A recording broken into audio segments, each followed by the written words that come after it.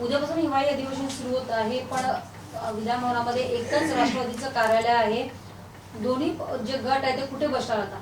आणि धर्मराव बाबा आता म्हणतात आहे की ते अधिकृत कार्यालय आमचंच आहे, खरी राष्ट्रवादी आमचीच आहे, ते कार्यालय आमचंच आहे. कसं आहे की आमच्या पक्षातनं काही मंडळी बाहेर गेलीत, त्याच्यामुळे पक्ष कार्यालय आमचंच राहणार आहे. आता जे आमच्यातनं बाहेर गेलेत त्यांनी आपली काहीतरी व्यवस्था करण्यासाठी विनंती अध्यक्षांना केली पाहिजे. आम्ही विनंती करायचा प्रश्न नाही, कारण की आमचं तर कार्यालय आहेच. आमच्यातनं जी बाहेर गेलीत ना त्यांनी विनंती करायला पाहिजे तिथे. सर, अनिल देशमुखांचं राजकारण संपलेलं आहे, त्यांचे दिवस संपलेले आहे असं आता म्हणाले. ही त्यांची निवडणूक शेवटची निवडणूक असेल. न बोललेलं बरं. सर, लोकसभेला सामोरं जाताना आपण इंडिया आघाडी म्हणून लढणार आहोत.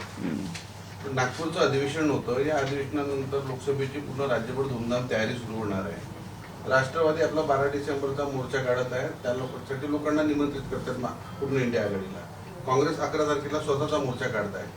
हे कुठेतरी कोऑर्डिनेशन नाही झालं का की दोन्ही पक्ष मिळून एकत्र मोठा भव्य मोर्चा करून विरोधकांना धक्का भरवता आला असता? एकत्र तर आमच्या बजरमुखची जशी सभा झाली, नागपूरला झाली होती, अनेक ठिकाणी झाली, तशा तर सभा आमच्या एकत्र होणारच आहे. आम्ही काँग्रेसच्या नेत्यांना, शिवसेनेच्या नेत्यांना आम्ही पाहुणे म्हणून इथे बोलावतोय. बाकी मग तिन्ही पक्षाची जी एकत्र सभा जी होणार आहे ती तर आम्ही संपूर्ण महाराष्ट्रभर आम्ही घेणारच आहोत.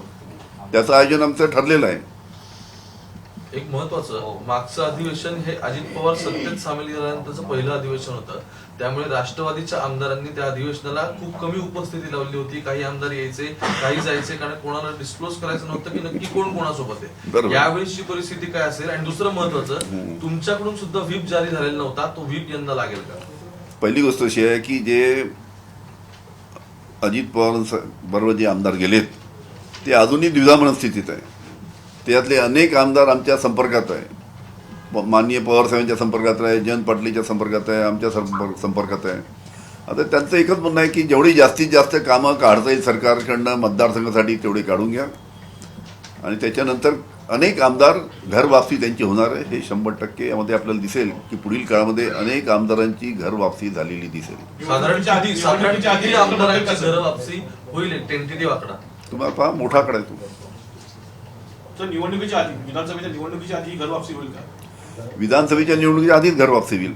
आता त्यांचे मतदारसंघातले त्यांना सरकारकडनं कामं काढून घ्यायचे आहेत. नाही, पण आता ज्या राज्यांचे निकाल लागले त्यांना अजितदादांनी स्टेटमेंट दिलं की आम्ही जर केंद्रात मोदीच येणार आहेत हे एकदम आता फायनल झालेलं आहे, त्यामुळे आम्ही घेतलेला निर्णय योग्य होता, हे या निकालांवरून पण सिद्ध झालं. कसं आहे, तुम्हाला कल्पना आहे की महाराष्ट्रातली या 3-4 राज्यामध्ये जो निकाल लागला, ठीक आहे, त्यामध्ये भारतीय जनता पार्टीचे आमदार निवडून आलेत, पण महाराष्ट्राची परिस्थिती सर्वांना माहीत आहे काय. तर महाराष्ट्रामध्ये फार वेगळी परिस्थिती आहे. आणि म्हणून महाराष्ट्रामध्ये जेव्हा केव्हा निवडणुका होईल त्यामध्ये काँग्रेस पक्ष, राष्ट्रवादी काँग्रेस पक्ष, शिवसेना, शेकापा आणि बाकी आमचे मित्रपक्ष आहे, यांचं 100% सरकार महाराष्ट्रामध्ये येणार आहे. ही काळ्या दगडावरची पांढरी रेघ आहे. तर अवकाळी पाऊस आहे हा एक विषय आहे, परंतु दुसरा एक महत्त्वाचा विषय आहे ओबीसी आणि मराठा आरक्षण. याकडे कसं बघतो या पूर्ण अधिवेशनात हा चर्चा? कसं आहे, मराठा आरक्षणाच्या बाबतीत, ओबीसी आरक्षणाच्या बाबतीत, मुस्लिम आरक्षणाच्या बाबतीत, लिंगायत या बाबतीत चर्चा झालीच पाहिजे. आणि याच्यामध्ये मार्ग निघालाच पाहिजे. हे राज्य शासनाचं काम आहे की या मराठा जे आंदोलन आहे, ओबीसी आंदोलन, या बाबतीत राज्य शासनाने व्यवस्थित मार्ग काढला पाहिजे.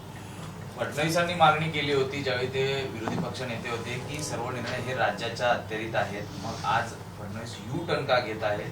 का मराठा आरक्षणासंदर्भात कठोर भूमिका घेत नाहीत आणि का केंद्राकडे बोट दाखवतात? काय तुमचं मत आहे? कसं आहे, पहिले तर राज्य शासनाने जाहीर केलं होतं की आम्ही 30 दिवसामध्ये मराठा आंदोलनाच्या बाबतीत निर्णय घेऊ. त्याच्यानंतर 10 दिवस जरांगे पाटलांनी परत वाढून दिले. ते 40 दिवसामध्ये निर्णय घेऊ शकले नाही. महाराष्ट्राचा मुख्यमंत्री सांगतो आम्ही 30 दिवसामध्ये निर्णय घेऊ, याचा अर्थ काहीतरी त्यांनी विचार करूनच त्यांनी 30 दिवस दिले असतील त्यावेळेस. आता 24 जानेवारीची आता तारीख आहे. त्याच्यामुळे या 24 जानेवारीच्या पहिले काहीतरी राज्य शासनाने या बाबतीतला मार्ग काढला पाहिजे. मराठा समाज आणि ओबीसी समाज यांना ज्या पद्धतीनं राज्य शासन एकमेकासमोर राहून त्यांच्यामध्ये जातीमध्ये भांडणं लावण्याचं काम करते आहे, हे काम थांबून व्यवस्थित कशा पद्धतीने त्यांना न्याय देता येईल या दृष्टीनं राज्य शासनाने प्रयत्न केला पाहिजे. तुमच्या पक्षाचे जितेंद्र आव्हाड सध्या अजितदादांवरती वारंवार ट्विट करतायत आणि एक प्रकारचं पर्सनल कमेंट्स किंवा काइंड ऑफ बॉडी शेमिंग अशा पद्धतीचं ते सुरू आहे. पण आव्हाडांचं यामध्ये मत आहे की सुरुवात अजितदादांनी केली. मूळ विषय असा आहे की शिवसेनेत फूट पडल्यानंतर ज्या पद्धतीने गटांनी एकमेकांवरती पर्सनल कमेंट्स करायला सुरुवात केली याची पुनरावृत्ती आता राष्ट्रवादीत होती असं दिसतंय का? कसं आहे की पहिली गोष्ट अजित पवार साहेबांच्यावर जे काही आमदार गेले तिकडे आणि त्यांनी आपला अलग गट स्थापन केला, मित्रमंडळच म्हणायला पाहिजे त्यांना, अजितदादा मित्रमंडळ. त्या अजितदादा मित्रमंडळ जे आहे, जसं गणेश मंडळ राहतं ना तसं ते मित्रमंडळ जे त्यांनी स्थापन केलं त्याच्यामध्ये जे काही आमदार गेलेत, आता मी मग सांगितलं ते काही स्वखुशीने गेले नाही, त्यांना जबरदस्ती जावं लागले तिकडे. जरांगे पाटील म्हणतात की म्हणजे धनगर मुस्लिम आणि मराठा समाज एकत्र आला तर आपल्याला आरक्षण मिळू शकतं आणि याचा परिणाम पुढे लोकसभेवर दिसेल का? कसं आहे, मी मग सांगितलं की राज्य शासनाने ज्या ज्या समाजाच्या मागण्या आहेत त्याच्या बाबतीत व्यवस्थित बसून त्यांना न्याय देण्याचा प्रयत्न केला पाहिजे. पण न्याय देण्याचं बाजूला ठेवून एकमेकांमध्ये भांडणं कशी लावतील असा राज्य शासनाचा प्रयत्न आहे. सर, यात ओबीसी आरक्षणावरून मंत्रिमंडळामध्ये समाविष्ट असलेले मंत्री छगन भुजबळ मात्र सरकारच्या विरोधात भूमिका घेताना दिसत आहे आरक्षणासाठी. कसं होत आहे? मला आश्चर्य आहे की राज्य शासनाचे एखादे मंत्री ते आपली स्वतंत्र भूमिका मांडतात आणि त्याच राज्य शासनाचे एक मंत्री विखे पाटील म्हणतात की भुजबळ यांचा राजीनामा घेतला पाहिजे. मला एक समजत नाही की अशा प्रकारचे जे प्रश्न राज्यासमोरचे असतात आणि आरक्षणाचा महत्त्वाचा प्रश्न आहे, ओबीसी आरक्षण असो की तुमचं मराठा आरक्षण असो, आणि अशा प्रश्नाच्या बाबतीत राज्य मंत्रिमंडळामध्ये बैठक झाली पाहिजे, त्याची चांगल्या पद्धतीने चर्चा झाली पाहिजे आणि चर्चा होऊन त्याचा निर्णय होऊन निर्णय बाहेर आला पाहिजे. पण इथे मंत्रिमंडळातीलच मंत्री अलग अलग पद्धतीनं वक्तव्य करतात, हे महाराष्ट्रात कधी अशा पद्धतीनं घडलं नाही. माझ्या प्रश्नाचं उत्तर राहिलं देशमुख साहेब, तुम्ही व्हीप जारी करणार आहात का? आमच्या आमदारांना ना हा. नाही, आमच्या आमदारांना जे आमच्याबरोबर सध्या आमदार आहेत त्यांना व्हीप तर काही वेळ आली तशीच व्हीप जारी करू, त्याच्यामध्ये काय. मागच्या वेळी तो केला गेला नाही म्हणून नाही, एक ठीक आहे. शासनकर्ते एक म्हणत होतं तशा पद्धतीची वेळ आली नाही. आणि तुम्ही जो मगा प्रश्न विचारला की अजितदादा गटाचे जे आमदार तिकडे गेलेत, त्यांच्यावर गेलेत, ते अधिवेशनामध्ये तुम्ही पाहिलं मागच्या वेळेस की ते अधिवेशनामध्ये लॉबीमध्ये फिरायचे, पण अधिवेशनामध्ये कधी ते येऊन बसले नाही, कधी त्यांनी प्रश्नोत्तरामध्ये किंवा लक्षवेधीमध्ये काही भाग घेतला नाही, कामकाजामध्ये भाग घेतला नाही. याचाच अर्थ तुम्ही समजून जा की त्यांची काही मनस्थिती पवार साहेबांना सोडून जायची नाही असंच ते दिसतं सगळं. आणि ते पुढील काळामध्ये तुम्हाला घर वापसी दिसेल त्या पद्धतीनं मोठ्या प्रमाणात. व्हीपचा जो मुद्दा आहे त्याबाबत काय सांगाल? म्हणजे व्हीप तुम्ही बजावणार आहात की नाही बजावणार? कशा पद्धतीची वेळ येते, आतापर्यंत तर मागच्या वेळी अधिवेशनात व्हीप बजावण्याची वेळ आली नाही, या अधिवेशनात सुद्धा येणार नाही. आली तर पाहून निर्णय घेऊ आम्ही काय. थँक्यू.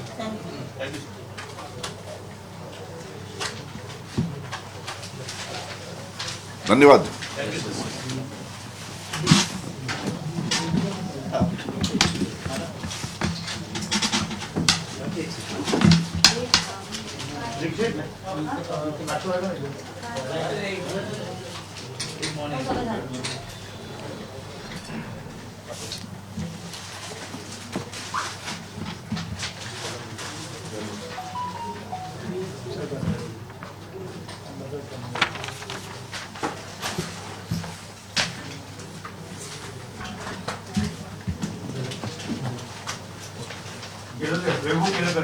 काय झालं करेक्शन होतं काय काय होतं पास तुम्ही जरा करेक्ट करून घ्या. काही तुम्ही जरा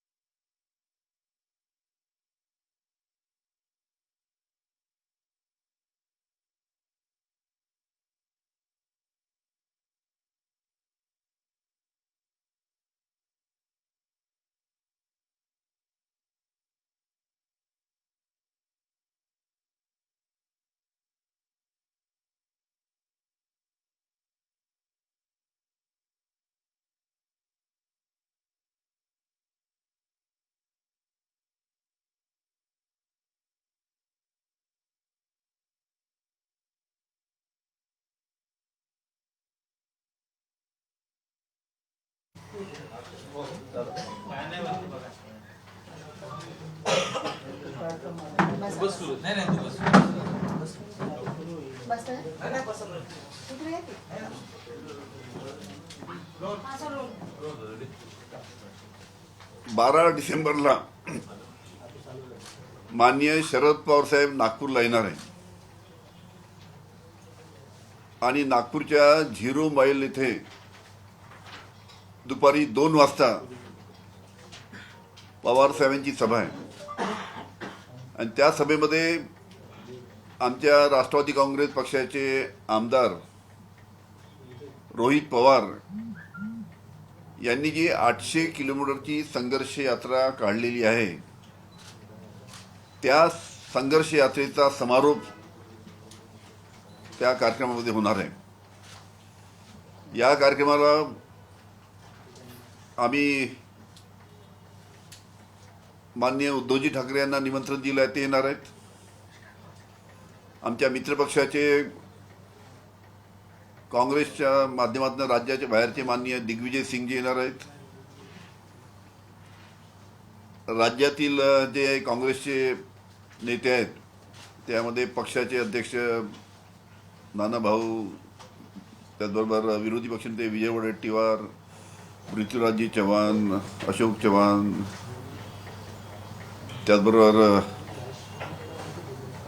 सर्व पक्षाचे आमच्या मित्रपक्षाचे नेते, त्याचबरोबर शेकापाचे जयंत पाटील, संजय राऊत, विधान परिषदेचे विरोधी पक्षनेते दानवे साहेब, या सर्वांना आम्ही निमंत्रित केलं आहे.